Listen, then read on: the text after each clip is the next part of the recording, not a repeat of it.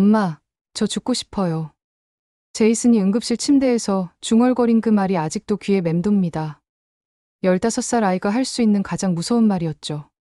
저는 엘렌 나이트, 뉴욕에서 18년째 심리상담사로 일하고 있습니다. 하루에 6명의 환자를 만나며 그들의 마음을 치유하는 게 제 일이었는데, 정작 제 아들이 보내는 신호는 완전히 놓쳤어요.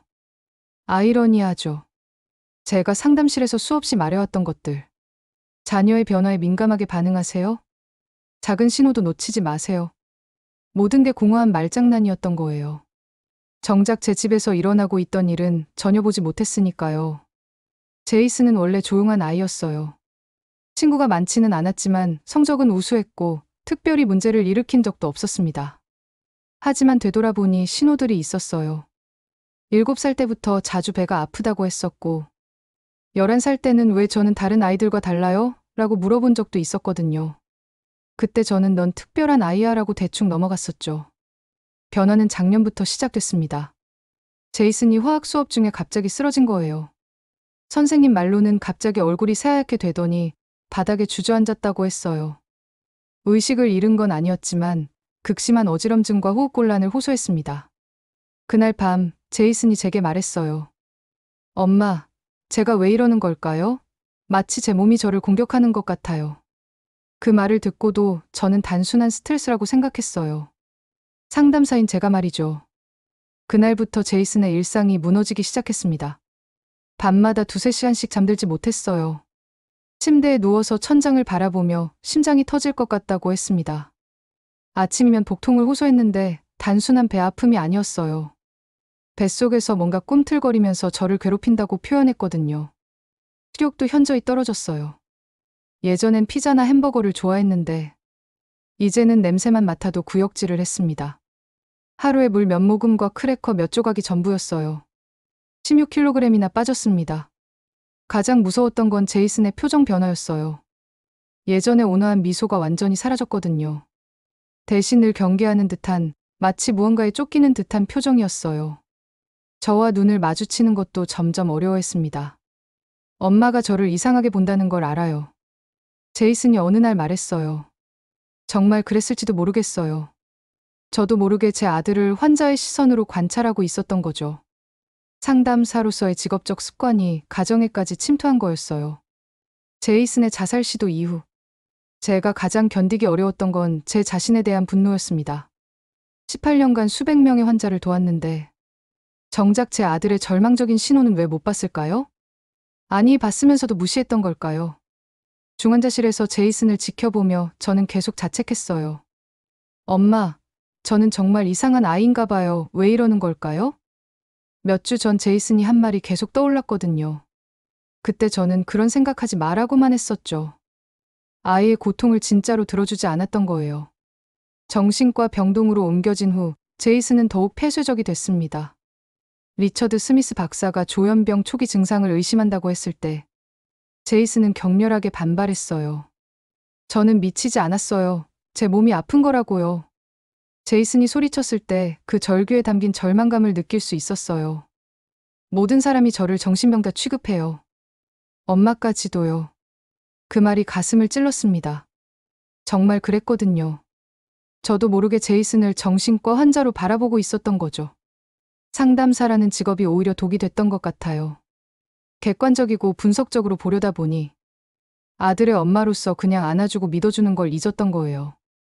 여러 병원을 전전하면서 받은 진단들도 제이슨을 더욱 절망시켰어요. 불안장애, 우울증, 신체화 장애. 매번 다른 라벨이 붙었지만 정작 제이슨의 고통은 줄어들지 않았습니다. 이렇게 많은 전문가들이 봤는데도 명확한 답이 없다니요. 더 견디기 어려웠던 건 제이슨의 신체적 고통이었어요. 밤마다 복통으로 몸을 웅크리고 신음했습니다. 뱃속에서 뭔가 꼬여있는 것 같아요. 숨을 쉴 때마다 찌르는 것 같고요. 진통제도 소용없었어요. 어떤 날은 온몸이 떨려서 물잔도 제대로 들 수 없었어요. 제 몸이 제 말을 안 들어요, 엄마. 제가 제 몸의 주인이 아닌 것 같아요. 제이슨의 이런 표현들이 얼마나 절실했는지 지금에서야 이해할 수 있어요. 남편 데이비드와의 갈등도 심화됐습니다. 그는 제가 제이슨을 과보호한다며 비난했어요. 내가 너무 예민하게 반응하니까 아이도 그런 거다. 그냥 정신 차리라고 해야지. 한 번은 큰 싸움을 했어요. 당신은 아들이 죽어가고 있는데도 그런 소리를 할 수 있어요? 제가 소리쳤을 때 데이비드는 과장하지 마, 단순한 사춘기 스트레스일 뿐이야 라고 답했어요. 그 순간 깨달았어요. 제이슨이 얼마나 외로웠을지를요. 엄마인 저도 제대로 이해해주지 못했는데 아빠는 아예 관심도 없었으니까요. 제이슨의 학교 생활도 완전히 무너졌어요. 친구들은 왜 이렇게 이상해졌냐며 거리를 뒀고 선생님들은 꾀병이 아니냐는 시선을 보냈어요. 제이슨은 학교 가는 게 지옥 같아요. 모든 사람이 저를 이상하게 봐요라고 했습니다. 그때 윤지호에게서 온 이메일이 마지막 희망의 끈이었어요. 한국에는 몸과 마음을 분리하지 않고 보는 병원들이 있어요. 처음엔 믿기 어려웠지만 더 이상 잃을 게 없었거든요. 한국행을 결정하고 제이슨에게 말했을 때의 반응이 아직도 생생해요. 엄마는 저를 포기하는 거죠? 이상한 나라로 보내서 저를 없애버리려는 거예요? 아이의 목소리에는 배신감과 절망이 가득했어요. 그게 아니야, 제이슨아. 엄마는 절대 널 포기하지 않아. 하지만 제 목소리도 확신이 없었어요. 정말 이 선택이 옳은 건지 아니면 제가 현실을 도피하려는 건지 헷갈렸거든요. 비행기 안에서 제이슨은 계속 토했어요.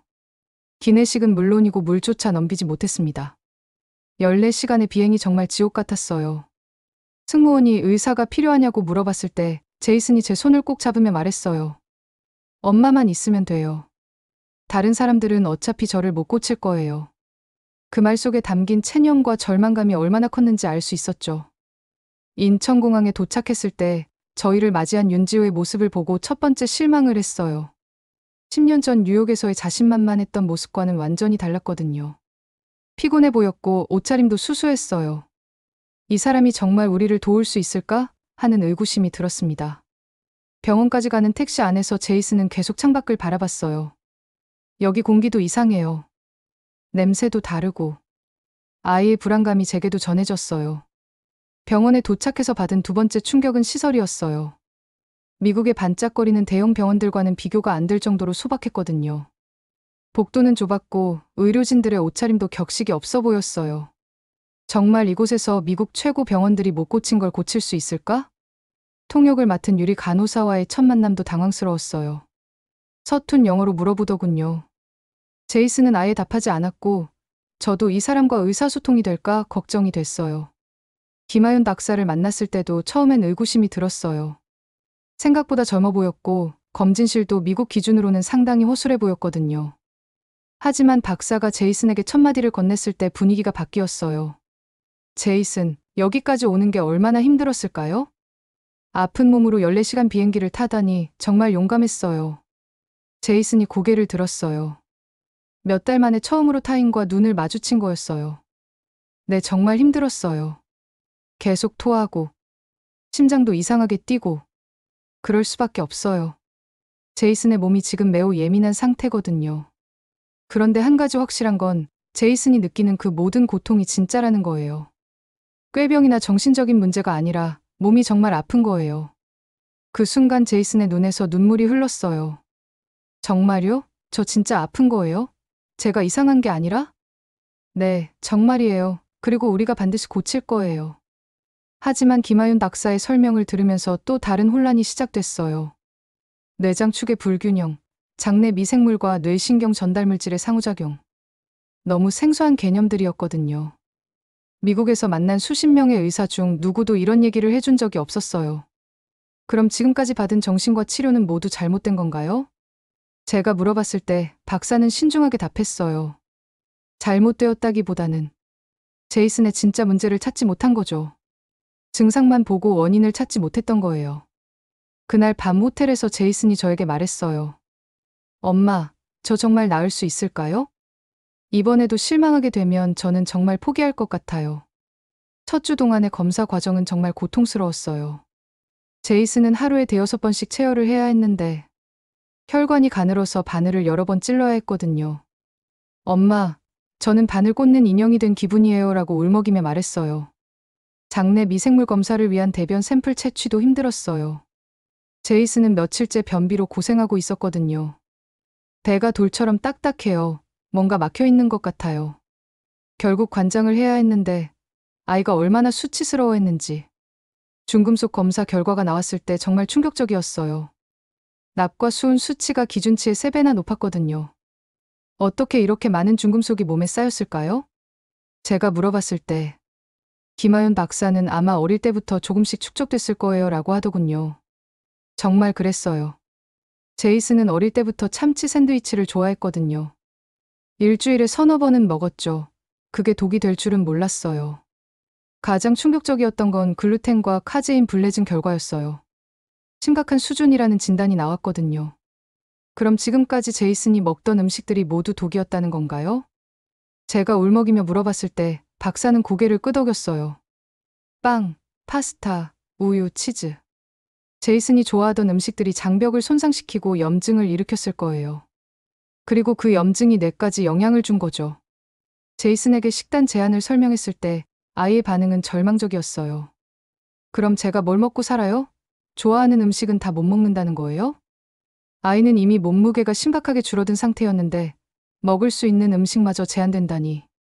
치료 주간은 정말 지옥 같았어요. 제이슨은 새로운 식단을 완전히 거부했거든요. 이상한 냄새나는 발효음료 안 마실 거예요. 김치 같은 것도 싫어요. 하루에 물 몇 모금과 쌀밥 몇 숟가락이 전부였어요. 프로바이오틱스 복용도 거부했어요. 약 냄새가 너무 역해요.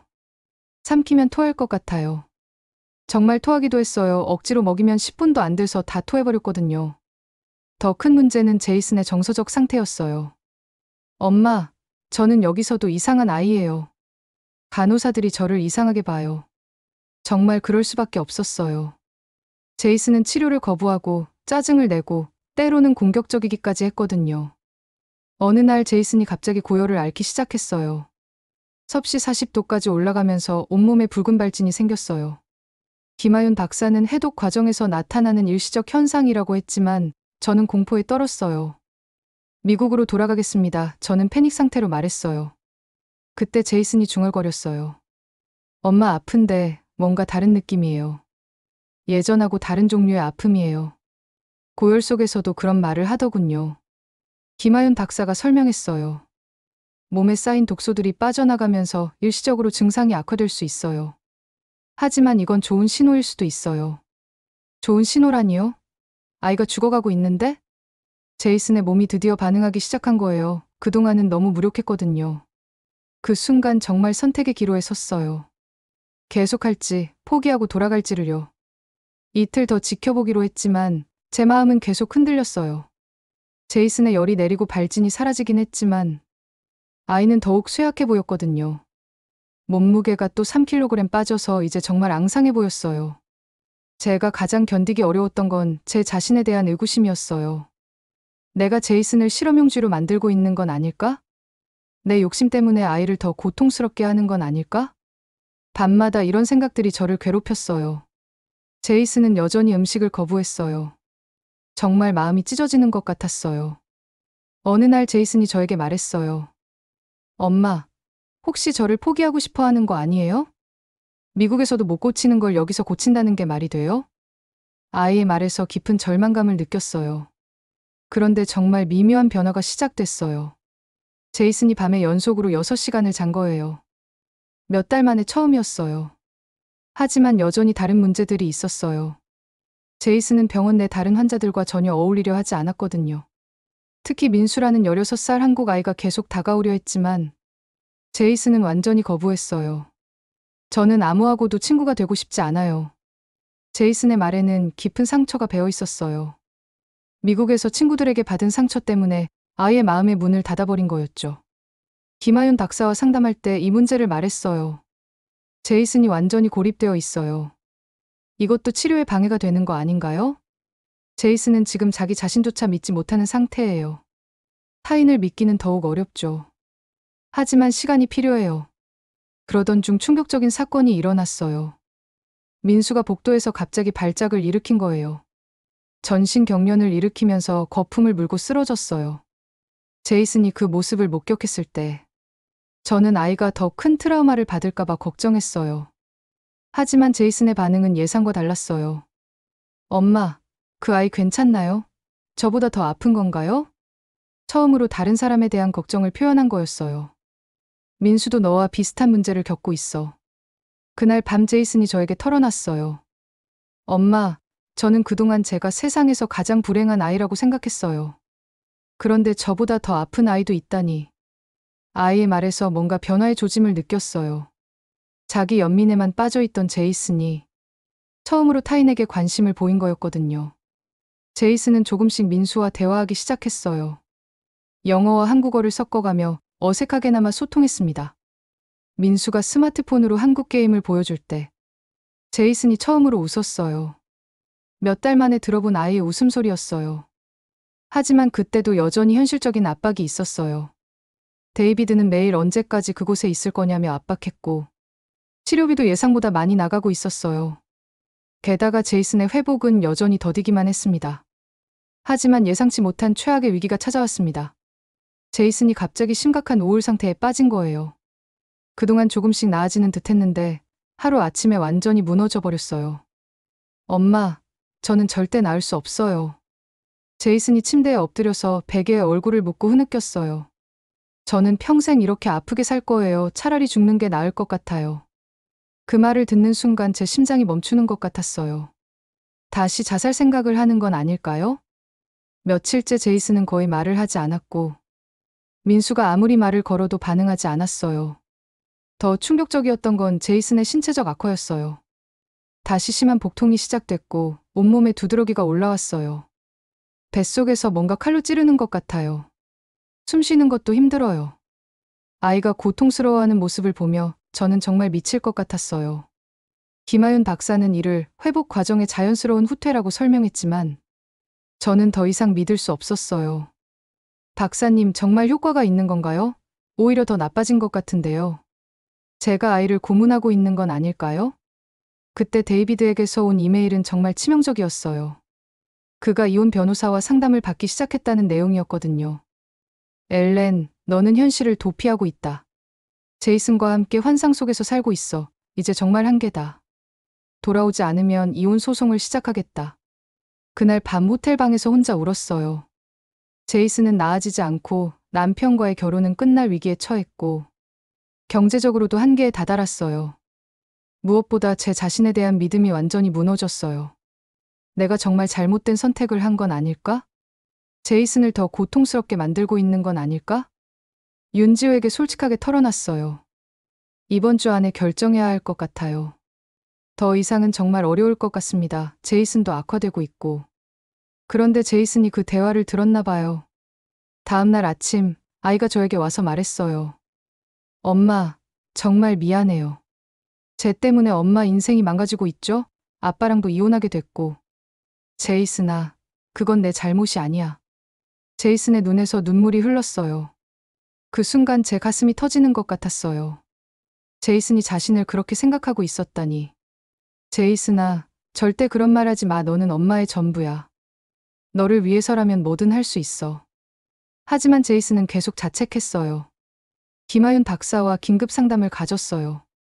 제이슨이 지금 깊은 절망에 빠져 있어요. 자해할 위험은 없을까요? 지금 제이슨에게 일어나는 일은 실제로는 긍정적인 신호일 수 있어요. 그동안 완전히 차단됐던 감정들이 한꺼번에 폭발하는 거거든요. 하지만 너무 위험해 보여요. 감정을 다시 느낀다는 건 고통스러운 과정이에요. 하지만 그래야만 진짜 치유가 시작됩니다. 지금 포기하면 모든 게 물거품이 돼요. 그 주말 정말 예상치 못한 일이 일어났어요. 민수의 어머니가 제이슨에게 직접 만든 한국 전통 죽을 가져온 거예요. 제이슨은 처음엔 거부했지만 민수가 이거 정말 맛있어. 나도 아플 때 이걸 먹고 나았어라고 하자 조금 맛봤어요. 뱃속이 좀 편한 것 같아요. 제이슨이 작은 목소리로 말했어요. 그리고 민수와 함께 그 죽을 나눠 먹으며 처음으로 긴 대화를 했어요. 민수야, 너도 나처럼 죽고 싶었던 적 있어? 응, 많이 있었어. 그런데 지금은 살아있길 잘했다고 생각해. 그날 밤 제이슨이 제게 말했어요. 엄마, 민수는 저보다 훨씬 심했대요. 그런데 지금은 거의 다 나았다고 해요. 희망의 빛이 보이기 시작했지만 동시에 현실적인 결정의 시간도 다가오고 있었어요. 치료가 되면서 제이슨에게 정말 미묘하지만 의미 있는 변화가 보이기 시작했어요. 하지만 극적인 회복이 아니라 너무나 작은 변화들이어서 때로는 제가 착각하는 건 아닌가 싶기도 했어요. 아침에 일어나는 시간이 조금씩 빨라졌고, 하루에 한 번 정도는 스스로 대화를 시도했어요. 무엇보다 민수와의 우정이 제이슨에게는 큰 힘이 되는 것 같았어요. 엄마, 민수가 말하는데 자기는 1년 반 동안 학교도 못 갔대요. 저보다 훨씬 심했던 것 같아요. 하지만 데이비드의 압박은 더욱 심해졌어요. 이번엔 직접 전화를 걸어왔어요. 엘렌, 이제 정말 끝이다. 나는 더 이상 기다릴 수 없어. 제이슨이 조금 나아진 것 같다고 해도 언제까지 그 미지의 세계에서 허상을 쫓을 건가? 데이비드, 제이슨이 정말 나아지고 있어요. 조금만 더 시간을. 시간, 그동안 우리 집은 어떻게 됐는지 알아? 나는 혼자서 모든 걸 감당하고 있어. 그리고 솔직히 말하면 너도 제이슨도 현실 도피를 하고 있는 것 같아. 그 말이 가슴에 박혔어요. 정말 제가 현실 도피를 하고 있는 건일까요? 제이슨의 작은 변화들을 과대 해석하고 있는 건일까요? 더 큰 충격은 제이슨이 그 전화 내용을 들었다는 거였어요. 아이는 깊은 죄책감을 느끼고 있었어요. 김하윤 박사와 마지막이 될지도 모르는 상담을 가졌어요. 박사님, 제이슨이 많이 나아진 건 인정해요. 하지만 현실적으로 더 이상은 어려울 것 같습니다. 가정이 완전히 무너지고 있어요. 박사님은 깊은 이해의 표정을 지으며 말했어요. 충분히 이해해요, 엘렌 어머니. 하지만 한 가지만 말씀드리고 싶어요. 제이슨이 여기서 경험한 것들을 미국에서도 이어갈 수 있는 방법을 찾아보겠습니다. 그런데 제이슨의 반응이 제 예상과 완전히 달랐어요. 엄마, 저도 집에 가고 싶어요. 하지만 정말 무서워요. 다시 예전처럼 될까 봐요. 그럼 정말 끝인 것 같아요. 아이의 솔직한 고백에 제 마음도 무너졌어요. 제이슨아, 우리가 여기서 배운 걸 미국에서도 계속할 수 있을 거야. 하지만 엄마, 미국에는 민수 같은 친구도 없고 김하윤 박사님 같은 의사도 없잖아요. 저는 또 혼자가 될 거예요. 그 말이 정말 가슴을 찔렀어요. 제이슨이 여기서 얻은 건 단순히 의학적 치료만이 아니었거든요. 자신과 같은 고통을 겪는 친구, 자신을 진정으로 이해해주는 의료진. 이런 것들을 미국에서도 찾을 수 있을까요? 윤지우가 현실적인 대안을 제시했어요. 선생님, 미국에도 통합의학을 하는 의사들이 있어요. 제가 직접 연락해서 제이슨의 상세한 치료 기록을 전달하겠습니다. 그리고 한 달에 한 번씩 화상 상담도 가능해요. 김하윤 박사도 놀라운 제안을 했어요. 내년에 미국 연수 계획이 있어요. 기회가 되면 제이슨을 직접 만나볼 수도 있을 것 같습니다. 떠나는 날이 정해졌지만 제 마음은 여전히 무거웠어요. 정말 이 선택이 옳은 건지. 제이슨이 미국에서 다시 악화되면 어떻게 할지. 민수가 제이슨에게 작별 선물을 줬어요. 자신이 가장 아껴하던 한국 전통 팔찌였어요. 이거 차고 있으면 힘이 날 거야. 제이슨은 그 팔찌를 손목에 차고 눈물을 흘렸어요. 민수야, 너를 만난 게 정말 다행이야. 너 때문에 혼자가 아니라는 걸 알았어. 김하윤 박사님과의 마지막 인사에서 저는 정말 감사함을 느꼈어요. 박사님, 완전히 낫지는 못했지만 제이슨이 다시 희망을 가질 수 있게 해주셔서 감사해요.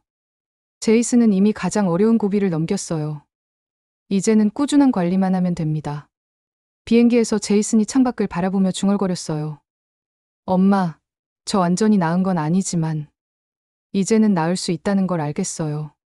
그리고 저만 이런 게 아니라는 것도 알았고요.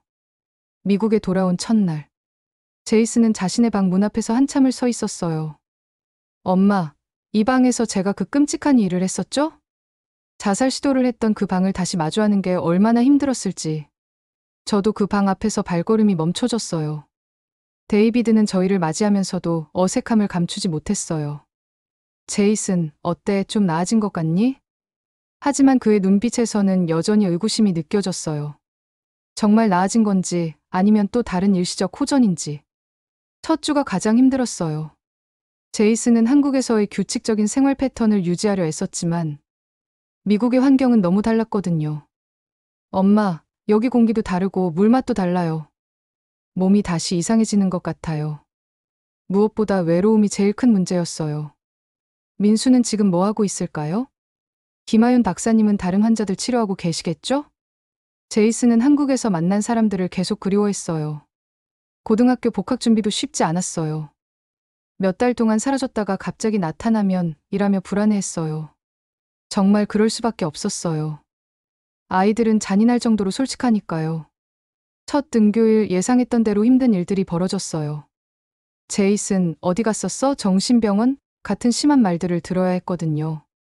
제이슨은 그날 학교에서 돌아와서 엄마, 저는 여전히 이상한 아이예요라며 울었어요. 하지만 한국에서 배운 호흡법과 명상이 도움이 됐어요. 스트레스를 받을 때마다 김하윤 박사가 가르쳐준 방법을 사용했거든요. 이상하게 예전보다는 참을 수 있어요. 완전히 무너지지는 않아요. 윤지호의 도움으로 찾은 닥터 존슨과의 첫 만남도 기대와는 달랐어요. 한국에서 받은 치료에 대해서는 들었지만 여기서는 그런 통합적 접근이 쉽지 않아요. 보험도 안 되고 현실의 벽이 너무 높았어요. 제이슨이 필요로 하는 특별한 식단, 정기적인 검사, 심리적 지원. 이 모든 걸 미국에서 제대로 받기는 어려웠어요. 그때 제게 아이디어가 떠올랐어요. 그럼 내가 직접 만들면 어떨까? 심리상담사로서의 경험과 한국에서 배운 지식을 결합해서 새로운 형태의 치료 공간을 만드는 거였죠. 제이슨에게 이 아이디어를 말했을 때 아이의 반응이 놀라웠어요. 엄마, 정말요? 저 같은 아이들을 도와주는 곳을 만든다고요? 그리고 잠시 생각하더니 말했어요. 저도 도울 수 있을까요? 제가 겪은 걸 다른 아이들에게 얘기해주고 싶어요. 그 순간 깨달았어요. 제이슨이 단순히 치료받는 사람이 아니라 다른 사람을 도울 수 있는 사람으로 자신을 보기 시작했다는 거요. 하지만 현실은 녹록하지 않았어요. 데이비드와의 관계는 계속 악화됐고 결국 별거가 시작됐어요. 엄마, 쟤 때문에 아빠가 떠나는 거 맞죠? 제이슨이 물어볼 때마다 가슴이 아팠어요. 센터 설립 과정도 험난했어요. 자금 조달, 인허가, 적합한 의료진 찾기, 모든 게 어려웠어요. 하지만 윤지호와 김하윤 박사의 지속적인 지원이 큰 힘이 됐어요.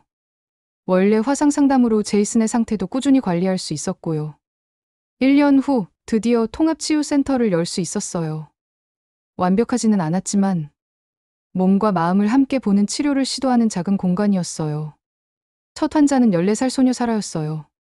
제이슨과 비슷한 증상으로 고생하고 있었죠. 그 아이를 만났을 때 제이슨이 자연스럽게 다가가서 말했어요. 안녕, 사라. 나도 예전에 너처럼 많이 아팠어.